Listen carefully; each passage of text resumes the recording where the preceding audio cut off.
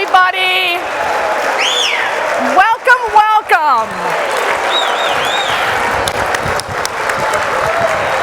Amazing. And let's hear it for Eric and Graham one more time. Amazing. Well done. Well done. Everyone have a seat. Fantastic. Thank you for doing that. I know you've been sitting for a while, but we are going to have an inspiring, provocative, and productive time together here. Just by raising your hands, how many of you would love to have more simplicity in your life? Okay, everybody would love to. Well, good news, I have a lot to say about the topic. So how do we do it? We're going to focus right now on unnecessary complexity. And I'm going to tell you how to do it and show you how others are doing it too. Because here's the good news. There's a lot you can do. Really, like I can make impact right now with you. But I want you to focus on something that's very distinct. Unnecessary complexity. Because some complexity, let's be honest, is necessary. I want my pilot to have his flight license. I want my doctor to go to medical school. I want my bank to have security protocols in place, right? I don't want to lose my money, but what I don't want is how they work to get in the way with what I hire them to do. And that's what you need to think about. People are okay if something's complex because it protects them. But if it's complex because it just protects you or it's unnecessary, they hate it and they will hate you. We want to get rid of unnecessary waste, unnecessary complexity, because it's work without the benefits. And here's how we're going to do it. 3 E's. I want you to eliminate. And I'm going to show you how to do that really quickly. I want you to embed and I want you to empower. And the third one is probably the most important because of a very human behavior. So let's talk about the first one. And as I give you some of these examples, and I'm going to see you later after this speech, I want you to tell me which one you want to try first, because that's what matters, right? What's stopping you? You have to try something. So the first thing about eliminating is killing stupid rules. Anyone here read that if you've read the book about killing stupid rules? If you haven't, I'm going to tell you about it. I will tell you of all the things that my company does around simplicity, I should just rename my company the Kill a Stupid Rule Company and make $1 billion. Because it's easy to do. Look, kill stupid rules, people get it. They're like, yeah, I didn't think of that. All right, let's go kill stupid rules. I do it all the time with my team. And I'll tell you examples when I've done it with others. And it is cathartic. This is a graveyard that we have. We kill rules and we put them on little tombstones. This is our rule cemetery that we have. And with my team, we do kill a stupid rule every quarter. I get everyone together, either in person or virtually, and we kill stupid rules at the end of our team sessions. And I will tell you, it's the one thing everyone looks forward to. Everyone is pumped. Like they talk about it, beforehand. I was just brainstorming rules I'm going to kill, and I don't know how to feel about that, but it's good. And when we do kill rules, what's so exciting to me is how many things they come up with. Most of them are usually my rules, by the way. Right? Because I think I'm putting things in place and I don't realize that they're not. But they have the freedom to be able to tell me it's not working. And we either kill it or we change it. And how do I know it's working? I know it's working when it's harder and harder for them every quarter to come up with something to kill. It's getting hard they can't come up with stuff anymore. And I did the same thing with Pfizer. And I'll tell you something, this was right when Albert became CEO. And this was just before COVID. I am not surprised at all that they were able to come up with a vaccine because speed was what they wanted. They had an employee survey. And the employee survey ranked them lowest on ability to get things done. That's not good. I mean, basically all the innovation was happening in the labs, that's it. Everyone else was just kind of following along. And they needed to change that. So I go down to Florida, Orlando, and I'm with their top 800 people, and I asked them if they wanted to kill stupid rules. Oh my God, it was like phones, like flashlights at a concert. Everyone was so excited to be able to yeah. If you could kill any 2 rules, and it has to be in your sphere of control, that's very important, right? I don't need you to talk about the FDA and all this. Within your sphere of control, what would you get rid of and why? People came up with thousands of ideas. And surprise, most of them weren't rules. They're never rules. They're policies, procedures, things that have never been rules, but nobody told them, they just assumed. And in less than an hour, we got rid of hundreds of things. And they estimate saved them tens of thousands of hours and $250,000 just because I asked. So I want to ask you, grab your phones. What stupid rule in your sphere of control, right? I don't want you talking about legal and IT, don't throw them under the bus. HR, within your sphere of control, what do you want to get rid of? And for the people less than a minute, you've got over 1,000 ideas. Some of them are good, some of them are funny, but you're going to look for themes. And I think you're going to see the things that are in your sphere of control. My response would be, what things can you get rid of right now? Kill them, get rid of them. Right? If they're not working and everyone hates them, and it's not going to have any repercussion, get rid of them. And if you can't get rid of them, here's the thing, because I've seen this too. You need to pilot getting rid of it. Because there's nothing more annoying, by the way, if you're a leader in this room. If you say to your team, let's get rid of things, and they give you a lot of ideas, and then you say no to all of them. If you kill stupid rules with your team, you have to kill something. And so if you're not comfortable with it, pilot getting rid of it. I did this with McGraw-Hill. And they wanted to get rid of this MOR, the monthly operating report. And the person, the CHRO in the room, had created the monthly operating report, so he was a little offended by killing it. And so he said, I'll pilot getting rid of it for 3 months, and if nobody misses it, we'll get rid of it. It was gone in 3 months. So, killing stupid rules is an easy thing and an easy way to eliminate things. Now let's do this. I want you to embed it into your culture. See, here's the thing.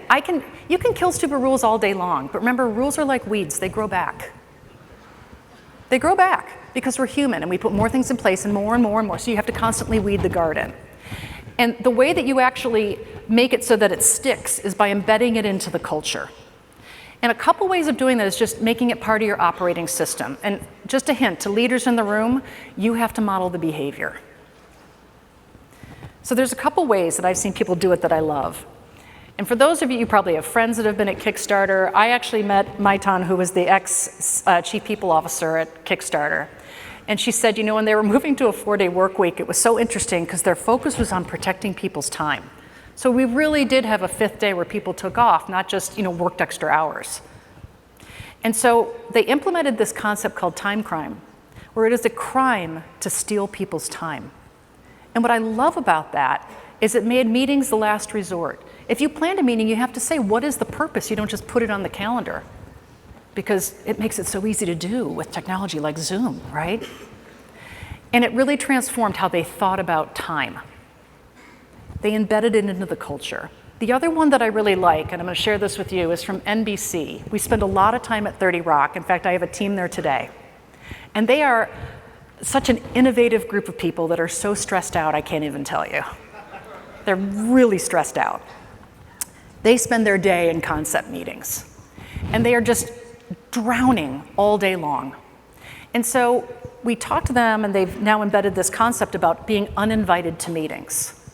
And what's really cool about this is it is a badge of honor now to be excluded or uninvited from a meeting. You're on a call, oh, hey, hey, Lisa, thanks for coming, but I know you got other things to do. We're happy to read you in later. You can uninvite yourself from the meeting. Thank you so much. So I knew that I was invited. I don't have FOMO, but I can uninvite myself. And this has become a real badge of honor for them. In fact, I said to one VP, how do you know it's working? And he said, well, I kind of felt like a loser at the end of the meeting because everyone was uninviting themselves, and I was the only one left, right? But that's embedding it into your culture, right? That's changing how you think about things. The last one I'm going to tell you is about empowerment, and there's 2 good stories I'm going to do with you here. Empowering is really about taking away fear. So when you think about simplicity, and this is the big thing for you all, you're probably thinking about getting rid of the friction, right? Streamlining processes, organizing stuff, etc. But it's about more than that. If other people don't do it, they won't do it. And that's because people are really afraid of looking stupid. No one wants to look dumb. Of doing something wrong. And the biggest reason is getting fired. People don't like getting fired. So how do we empower people to let them know that it's okay? And two stories that I like to tell is, one is this woman, Jan Guilfoy, and she was the Chief Simplicity Officer at Van City, which is in Vancouver, Canada, Van City Credit Union. And I met her at an investment banking conference, which was interesting that there was a credit union there, but that's another story. So there was on this trade show floor, and she was kind of in one of the back corner areas, and I went over and said hi. There's another woman that was there, and I said, what do you do? And she said, I'm the Chief Simplicity Officer. And I said, that's amazing. How did you become the Chief Simplicity Officer? And she said, I just decided that I was the Chief Simplicity Officer. She named herself it, which I thought was pretty gutsy. And she said, because I was tired of all we were doing was tech implementations to solve problems, and it was just making things more complex, not simpler. So she hired a couple people, she trained them in Agile, and she created half-day sprints. There were some that were half-day, some were full-day. And she said, anybody can bring their team for free. That's the thing about simplicity, guys, it's free. Really, for the most part. You can bring your team and you can put a policy or procedure through our half-day simplicity sprint. The only requirement is that you get rid of something. That's it. At the end of the year, they had done 18 sprints, and they got rid of over 300 steps and procedures, 200 policies and procedures, and they had their highest customer satisfaction rating ever. JM became CEO. That's a pretty good result, I would say. But taking away the fear by giving people an opportunity, right, to know that they're empowered to do this is one thing. Right? They know that they could go to her for free and have a place, a structured way of putting things through a process. That's good. But the real way to empower is taking away fear. This was the head of risk at Standard & Poor's, and he was my client. And his team, I don't know how much you know about Standard & Poor's, but it's a very somber environment. It's very serious, it's very somber. Nice people, but very serious. And he said, I've really got to get people, he's the head of risk, to take more risks and make more decisions without me. And he was drowning. And he said, the first thing I'm going to do is take away the fear. And the second thing I'm going to do is start having them make more decisions, because something has to change. And so the first thing he did, and we did this with him, I'm not recommending this, but this is just funny to the story. He said, I'm bringing everybody to Grand Central. And we came up with this idea. Everyone had to put on wigs. And I said, what you're going to do is you're going to walk upstairs. They're downstairs at the Oyster Bar, which if you know where that is in Grand Central, it's downstairs. You're going to walk up the ramp. You're going to have to walk around the clock once, and you're going to observe how people look at you with some ridiculous wig, and then come down and report how you felt. And people were really nervous. Well, so here he is. He's going up in Grand Central, and he's walking around the clock, right? And look at this woman looking at him like, what the heck? What's going on? And he came back down, and he was so energized. He was like, this is so fun. I said, well, what did people think? And he said, well, they didn't really care. And I said, of course they don't care. There's probably like 15 people up there wearing wigs. You know what I mean? It's New York City.